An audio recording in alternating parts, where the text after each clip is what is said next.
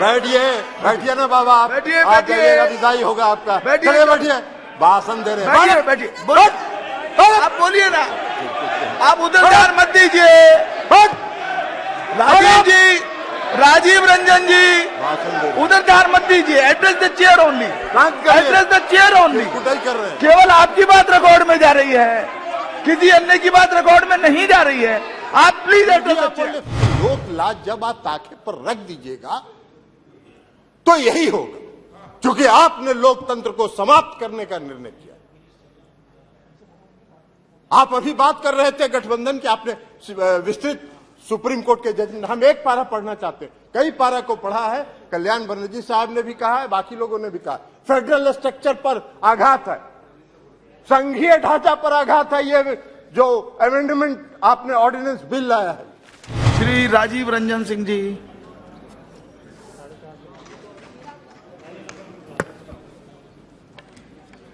सभापति महोदय, national capital territory of Delhi amendment bill 2023 का विरोध करने के लिए मैं खड़ा हूं। माननीय गृह मंत्री जी ने अभी इस बिल को पेश करते हुए कई संवैधानिक बातों का उल्लेख किया। उन्होंने सुप्रीम कोर्ट के कुछ पारा का भी उल्लेख किया, लेकिन शायद उन्होंने इस बात का उल्लेख नहीं किया कि इस देश में संविधान के प्रावधानों की व्याख्या करने का अधिकार इस देश के सर्वोच्च न्यायालय को है, और सर्वोच्च न्यायालय के संविधान पीठ ने 11 मई के अपने फैसले में इसकी विस्तृत व्याख्या की। उन्होंने पढ़ा, कई प्रावधान पढ़े, कई पारा पढ़े, लेकिन जो उनकी सुविधा के मुताबिक उनको सूट करता था वो पारा उन्होंने पढ़ा। पूरे जजमेंट को नहीं पढ़ा उन्होंने। पूरे जजमेंट में विस्तृत तौर पर सर्वोच्च न्यायालय ने इसके दिल्ली के क्षेत्राधिकार के मामले में व्याख्या की है, संविधान की व्याख्या की है, कानून की व्याख्या की है, लेकिन आपको बैकडोर से शासन करना था। 11 मई को जजमेंट आता है, 19 मई को सुप्रीम कोर्ट बंद होने वाला है, 19 मई को आप अध्यादेश लाते हैं और उसके पहले आप सुप्रीम कोर्ट में रिव्यू पिटीशन फाइल करते हैं। ये लोकतंत्र है क्या? इसी को लोकतंत्र कहते हैं। ऐसे ही लोकतंत्र को आप चलाना चाहते हैं? सभापति महोदय, लोकतंत्र चलता है लोक लाज से, और इस सरकार ने सारे लोक लाज को ताखे पर रख दिया और डुबो के इस दिल्ली में शासन करना चाहते हैं। आप बैकडोर से शासन करना चाहते हैं। अभी माननीय गृह मंत्री जी ने बिल को पेश करते हुए कहा कि दिल्ली की सरकार 2015 में ऐसी बन गई कि जो भ्रष्टाचार के मामले में जिसका काम ही नहीं है सेवा करना। अरे सेवा दिल्ली की सरकार जनता की सेवा कर रही है कि नहीं कर रही है, यह फैसला तो करने का अधिकार दिल्ली की जनता को। आप कैसे बैठ के यहां फैसला कर सकते हैं? आपको कौन अधिकार दिया है यहां फैसला करने की? चुनाव तो आप भी लड़ते हैं दिल्ली में, लेकिन आप 3 सीट पर सिमट जाते हैं, 3 सीट पर सिमट जाते हैं, और उसके बाद भी कहते हैं कि वाह भाई दिल्ली में जो सरकार है उसको सेवा का काम ही नहीं कर रही है। कौन सा काम आप व्याख्या कर रहे हैं? आपने दिल्ली के एमसीडी को सारे लोगों को मिला के एक एमसीडी किया, क्या हुआ? हसर आपका दिल्ली के एमसीडी के चुनाव में भी आप हार गए, फिर भी आप बोलने में बात नहीं आ रहा है, फिर भी आप बोल रहे। तो लोक लाज जब आप ताखे पर रख दीजिएगा तो यही होगा, क्योंकि आपने लोकतंत्र को समाप्त करने का निर्णय किया। आप अभी बात कर रहे थे गठबंधन की, आपने विस्तृत सुप्रीम कोर्ट के जजमेंट, हम एक पारा पढ़ना चाहते हैं, कई पारा को पढ़ा है। कल्याण बनर्जी साहब ने भी कहा है, बाकी लोगों ने भी कहा, फेडरल स्ट्रक्चर पर आघात है, संघीय ढांचा पर आघात है, ये जो अमेंडमेंट आपने ऑर्डिनेंस बिल लाया है। फिर आपको क्या अध्यादेश लाने की जरूरत पड़ी? क्यों आप इंतजार करते रहे? आपने रिव्यू पिटीशन फाइल किया था, तो रिव्यू पिटीशन जब आप फाइल किए थे तो रिव्यू पिटीशन का आप इंतजार करते। रिव्यू पिटीशन में सुप्रीम कोर्ट का क्या फैसला होता है? लेकिन नहीं, आपने इंतजार नहीं किया। आपने 19 तारीख को सुप्रीम कोर्ट बंद हो रहा है गर्मी की छुट्टी के लिए, और 19 तारीख को आप अध्यादेश जारी कर रहे।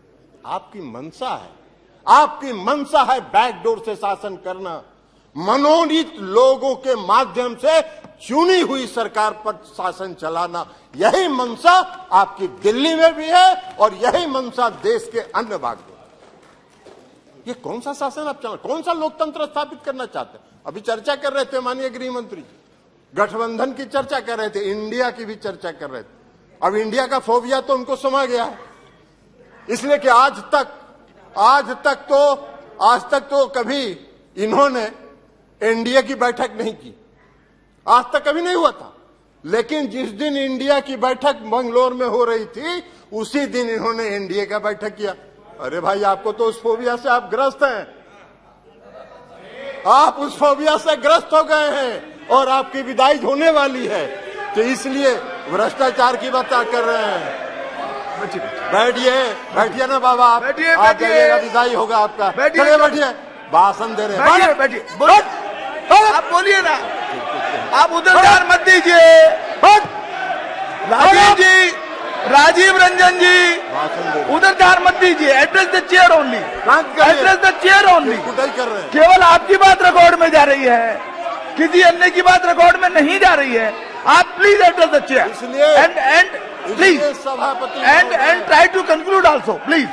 इसलिए सभापति महोदय, please sit down, please sit down. No, बैठिए, आप बैठ जाइए, प्लीज, आप बोलिए। इसीलिए सभापति महोदय, अभी माननीय गृह मंत्री जी चर्चा कर रहे थे, अभी गृह मंत्री जी चर्चा कर रहे थे, आप अपनी बात पूरी कीजिए ना। अभी गृह मंत्री जी, माननीय गृह मंत्री जी चर्चा कर रहे थे। एक मिनट, आप प्लीज, स्वागत, आप तो बैठिए ना, बैठिए, अभी अपनी बात पूरी करिए। अभी गृह मंत्री जी चर्चा कर रहे थे, उन्होंने दिल्ली के भ्रष्टाचार पर चर्चा की। आप ही चलाइएगा, आप तो बैठिए। जी, जरिए, हाँ, आप अपनी बात पूरी कीजिए प्लीज। इसलिए सवाल छोड़ दीजिए, आप अपनी बात पूरी कीजिए, सभापति महोदय, अभी सभापति महोदय माननीय गृह मंत्री जी चर्चा कर रहे थे, पेश करते हुए उन्होंने कहा कि दिल्ली में बहुत भ्रष्टाचार हो गया है, भारी भ्रष्टाचारियों का जमा हो गया है। महाराष्ट्र के बारे में उन्होंने चर्चा नहीं की। 4 दिन पहले प्रधानमंत्री ने कहा 70,000 करोड़ का घोटाला हुआ और सबको वॉशिंग मशीन में डाल के बाहर निकाल लिया। अरे वाह भाई वाह, भ्रष्टाचार की परिभाषा कर रहे हैं और देश देख रहा है।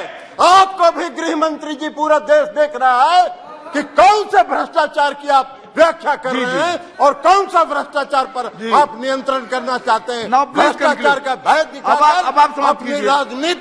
अपनी राजनीतिक बात पूरी कीजिए जी। इसलिए चिंता मत करिए, धन्यवाद। जनता देख रही है आपको भी। 2024 मिश्रा जी, आपका भी फैसला जनता कर देगी। और इसी के साथ अरे कैसे खत्म हुआ? आपने अभी तो कर दिया भाई। नहीं, हो गया ना पूरा, अभी नहीं कंक्लूड करने दीजिए।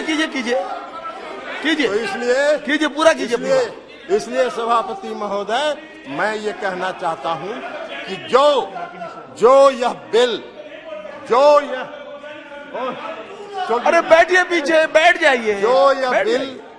यह बिल जो आया है, यह बिल लोकतंत्र का विरोधी है। लोकतंत्र को समाप्त, वैसे इनकी मंशा है, इस सरकार की मंशा है लोकतंत्र के सारी संस्थाओं, आपने कह दी अपनी बात, आपने सारी बात कह दी है। संस्थाओं को ध्वस्त करना इनकी मंशा है। Thank you. ये कर रहे हैं, लेकिन यह लोकतंत्र विरोधी है, संघीय ढांचा के खिलाफ है। मिश्रा जी, इसलिए हमारी पार्टी और हम लोग इसका विरोध करते हैं। राजीव रंजन जी ने कहा कि लोकलाज होनी चाहिए, लोकलाज होनी चाहिए।